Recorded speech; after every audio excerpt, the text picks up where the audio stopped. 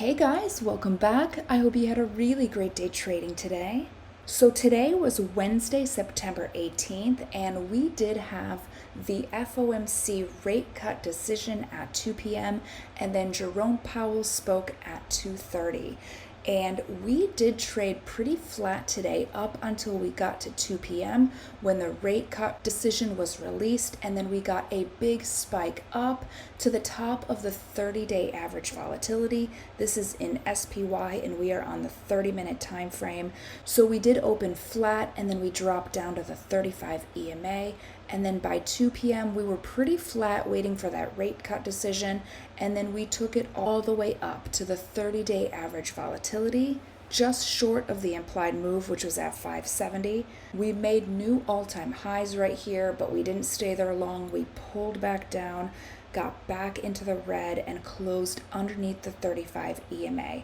That was our first close underneath the 35 EMA since last week, since we saw the inflation data come out. This was CPI right here and then PPI right here, and we've been trading high above that 35 EMA. Today, with that rate cut decision, we closed underneath that. So from making new all-time highs today to closing in the red. And then in SPX, we did see the same thing. We did trade pretty flat with a little bounce on that 35 EMA. Here is 2 o'clock right here, and we did get a pop all the way to the top of the 30-day average volatility. That was right around 56.90. The top of the implied move was 5,700. So if you did sell spreads there, that was a beautiful place to sell spreads, as we did pull all the way back down into the red. I actually was just a little bit too far out today. I had an order in for 57.05 was the strike I sold, and 57.15 was the strike I bought, and I was a little bit too far out to get a fill today, so I did not catch that pop. But that was a beautiful drop back into the red here, and here again we made new all-time highs today, and then we pulled back and we closed red. So SPY did close down 0.3%, SPX closed down 0.29%, VIX came up 3.5%, and we did stay completely within the implied move today. And then taking it over to QQQ, we did open over here with a small gap up, and we got above that 474 level. We've been chopping around that, not just on the smaller time frame, but on the bigger time frame. When we take it over to look at 3 months, 474 is right here, that thicker green line, and it has been a constant support and then resistance. So it is a pivot level that we just seem to come back to.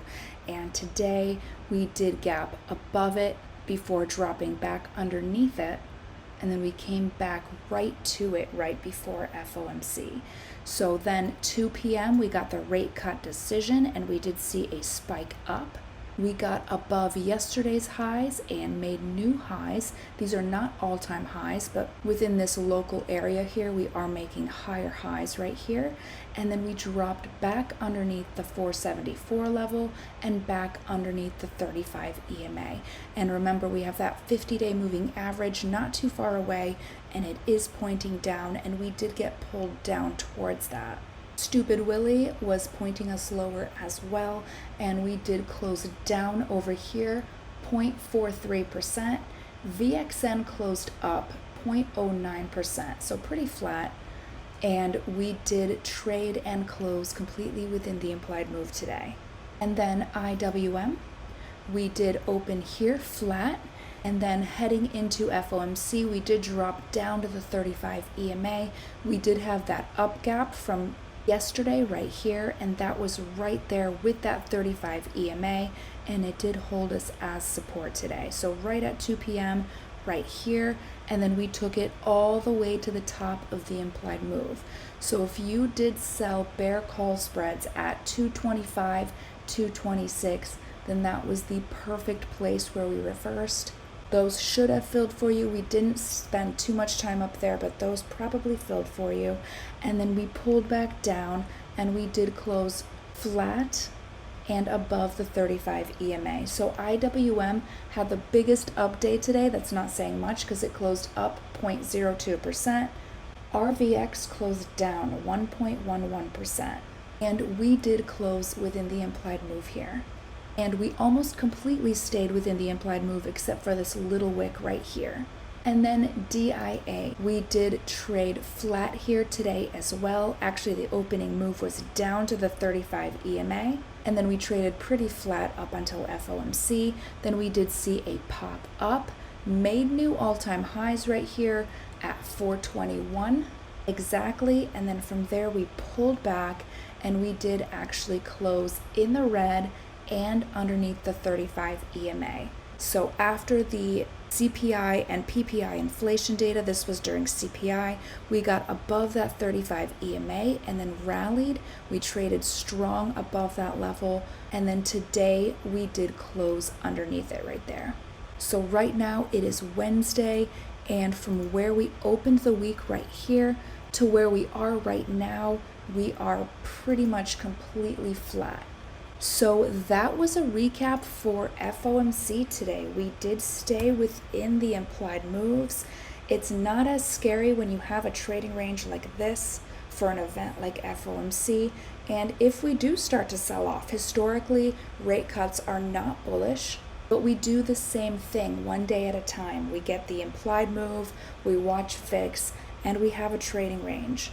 And other than that, cut out the noise completely. Right now, futures are up really big. We have ES up 0.92% and NQ futures are up 1.29%.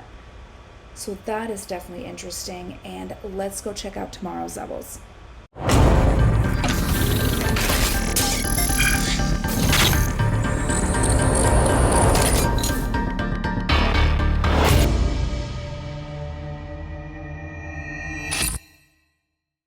Alright guys, so before we head into tomorrow's trading ranges, if you find these videos useful, if they help you to choose better strikes and take better trades, and you love how I break it down every night, then please make sure to give this video a like.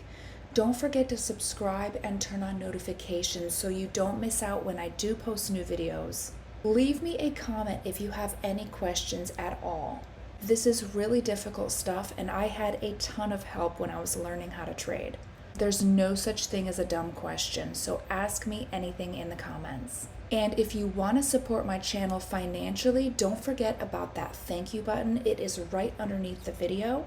And if you can't do that yet, then another way to support my channel is to share a link to this video with every trader you know. Alright, so starting in SPY, the implied move here tomorrow is between 555 and 567, and that is from options. The 30-day average volatility is pretty close to that. On the downside here, it's also 555, and then to the upside, it's $1 wider, 568. And on Friday's contract, the implied move is between 554 and 569. And to the upside, the first level to look for is gonna be this 35 EMA. We did just have a pretty big rally above that level ever since we had CPI and PPI, and today we did close underneath it. So that is just above us and definitely the first level to look for. Then the next level is going to be 567. That is the top of the implied move. We have seen a bit of resistance at that level the past 2 days. And then above that, the new all-time highs that we made today. And right now, ES futures are up 0.97%. So that would take us pretty much to the top of the implied move. The top of the implied move is literally 0.97% up. So what are you going to do if we open up near the top of this level? I know what I would be looking to do, and that would be to sell bear call spreads as high as I can get away with getting decent premium. And of course, we could come down in futures well before we open, but for right now, that is where we are at, and that is what my plan would be if we did open near the top. And then to the downside, we do have this up gap from last week. This was Thursday going into Friday, so that was right after PPI inflation data. We did have this up gap right here, and we've been trading above that all week, but we did close today just a little bit above that level. So the bottom of that gap is around 558.77. So round that however you need to. I'd probably say that's 558. And then if we break that level, then the bottom of the implied move is at 555. And then right there, we also have the 30-minute 200 moving average and the 1 hour 200 moving average. So I would say that most likely that would be max pain on the day. And if we do drop to that level, then I would be looking at 555, 554 bull put spreads. And then underneath all of that, we do have that 50-day moving average. But Willie is guiding us lower right here and then taking it over to SPX. The implied move over here is between 55.60 and 56.75. That is from options. The 30-day average volatility is the same on the downside, 55.60, and to the upside, it is $5 wider, 56.80. And then the implied move on Friday's contract, 55.45 to 56.95. And to the upside, that 35 EMA, we did close underneath it today for the first time since inflation data last week. Currently, ES futures are up 0.98%, so that would take us up here. That level would be to the downside if we open anywhere near that. And then we also have 56.70 is where we have been seeing resistance. That is just underneath the top of the implied move at 56.75. And then the top of the implied move on Friday's contract is 56.95. And then all-time highs are at 56.89.75. So that is in between the implied move for the next 2 days. And then to the downside, we have that gap from after inflation data. The bottom of that gap is 55.95. That is our first support. If we do break that support, then underneath that, the bottom of the implied move is 55.60. And then we have the 30-minute 200 moving average, the 1 hour 200 moving average, and 55.45 is the bottom of the implied move on Friday's contract. We've got 3 levels right here at the bottom of the implied move. That definitely sounds like a support to me. And then switching over to QQQ, the implied move over here tomorrow is between 465 and 478, and that is from options.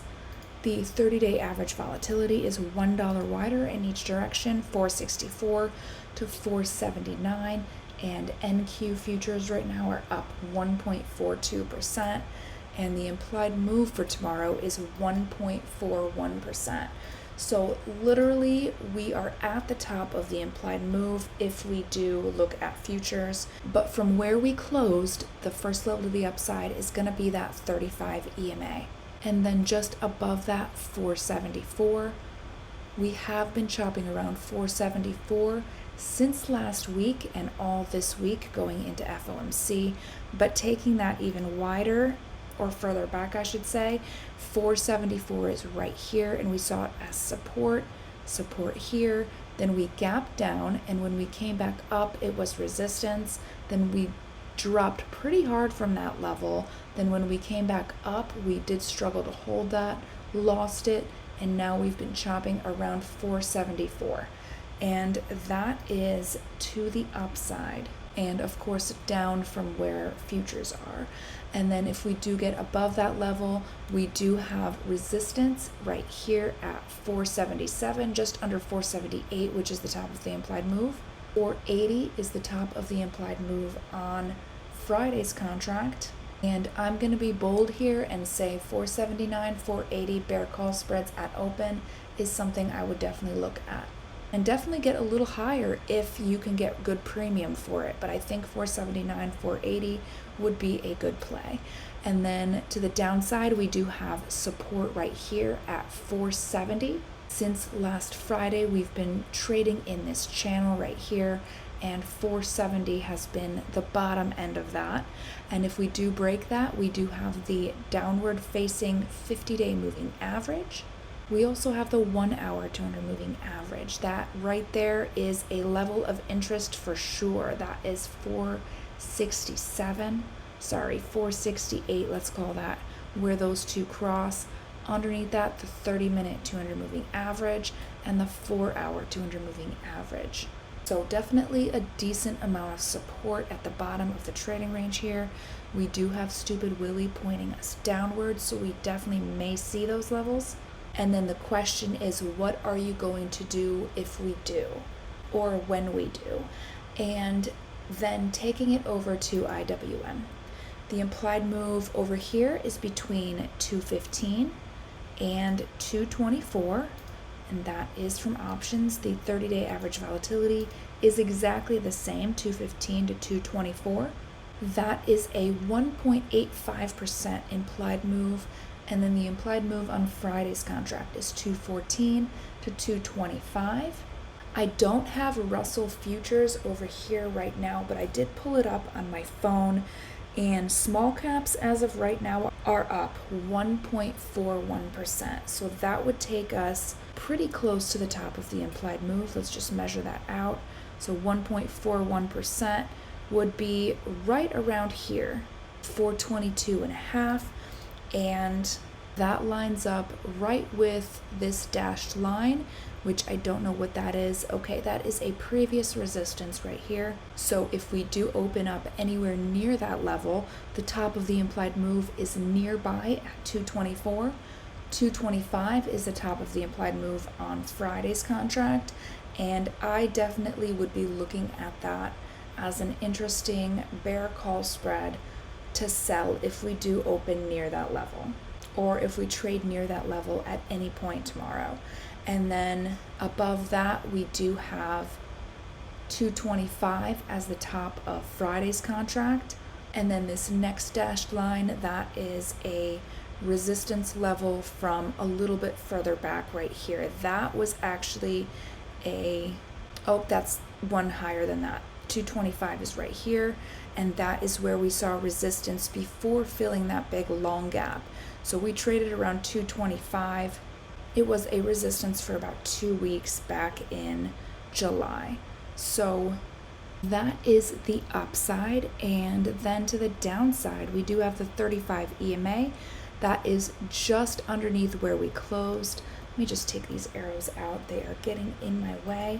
So 35 EMA is just underneath us.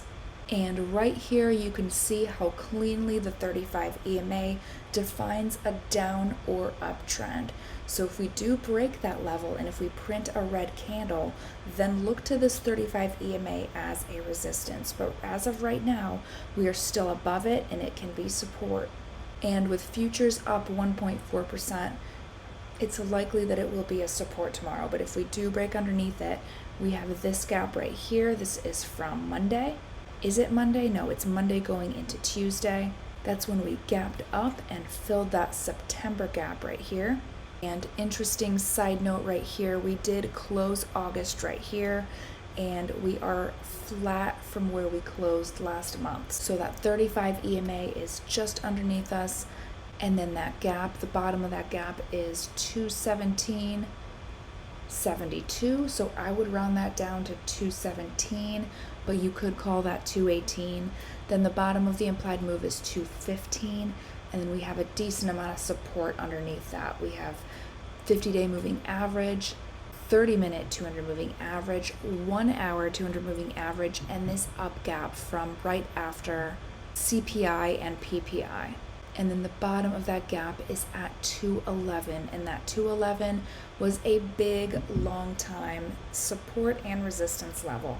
If we look at the 5-year chart, we first started seeing it as support in 2021, and then in 2022 we got underneath it, and then when we came back up, it was just a wall, and we saw it as resistance, drop down. We're trading underneath that for a long time, quite a few years, and then 2024 right here, we saw it as resistance, and we have been chopping around that for a few months. Stupid Willie is not showing a whole lot of strength in that move, so we are trading divergently, and you can see we are above that level. It is right here, and we are right here. So 211 still a very important level, and it is down here. And then lastly, DIA. The implied move for DIA tomorrow is between 410 and 422, and that is from options, and that fits nice and neatly within the implied move for the week, which we got a reading on over the weekend here, and that was between 407 to 422. To the upside, we do have the 35 EMA, and if we get above that level, we have been seeing resistance right here around 419. I'd maybe even call that 420. Top of the implied move is at 422. And Dow futures, I also don't have right here on my screen, but I did just pull it up on my phone, and they are up 0.62%. So that takes us to right here. So we are just around where we have been seeing resistance this week. But if we do break above that, then 422 would be the next target. And then to the downside, we do have this gap right here. Bottom of the gap is 415, and that is from this Monday's up gap. I am missing another gap just underneath that. I'm gonna put that in real fast. It is right here, and that goes back to right after inflation data. So this was PPI and CPI the day before that. And that does line right up with that 30-minute 200 moving average. So I would definitely be looking at that level as support. Bottom of that gap, 212, and then 412. And then bottom of the implied move is 410 for tomorrow. And then the bottom of the implied move on the week, 407, and that 50-day moving average is just underneath that. So some nice levels down here if we do pull back. Let's see if futures cool off before we open tomorrow. And make sure you have fun tomorrow. Trade safe. Make sure you take profits when you're up. And I'll see you guys tomorrow night.